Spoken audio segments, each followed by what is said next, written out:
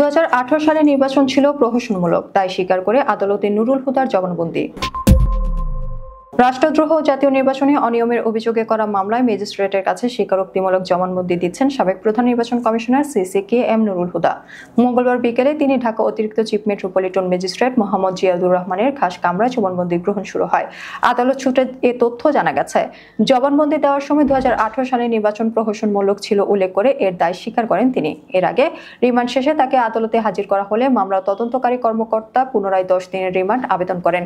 শুনানিতে রাষ্ট্রপক্ষে মহানগর পাবলিক প্রসিকিউটর ওমর ফারুক ফারুকী এবং আসামি পক্ষে আইনজীবীরা জামিন ও রিমান্ড বাতিলের আবেদন করে শুনানি করেন।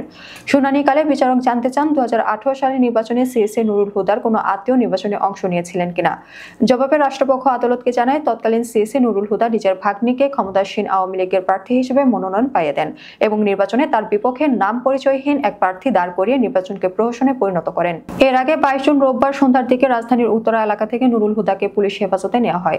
এদিন স্থানীয় জনগণ তাকে আটক করে পুলিশের হাতে সোপর্দ করেন। সামাজিক যোগাযোগ মাধ্যমে প্রকাশিত ভিডিওতে দেখা যায় লুঙ্গি পরা নুরুল হুদাকে গলায় জুতার মালা পরান জনতা। জুতা দিয়ে মুখে আঘাত করতেও দেখা যায়। এরপর বিএনপির জাতীয় নির্বাহী কমিটির সদস্য সালাউদ্দিন আহমেদের শেরেবাংলানগর থানায় দায়ের করা একটি মামলায় তাকে গ্রেফতার দেখানো হয়। মামলায় নুরুল হুদা ছাড়াও সাবেক 3 প্রধান নির্বাচন কমিশনার সহ 24 জনকে আসামি করা হয়েছে।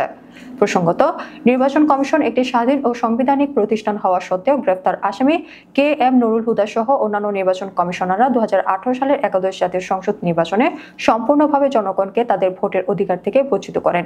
সেই নির্বাচনী আচরণবিধি লঙ্ঘন করে আইনশৃঙ্খলা বাহিনী ও ভোট কেন্দ্রের দায়িত্বে নিয়োজিতদের মাধ্যমে দিনের ভোট রাতে করে ব্যালট বাক্স ভর্তি করা হয়।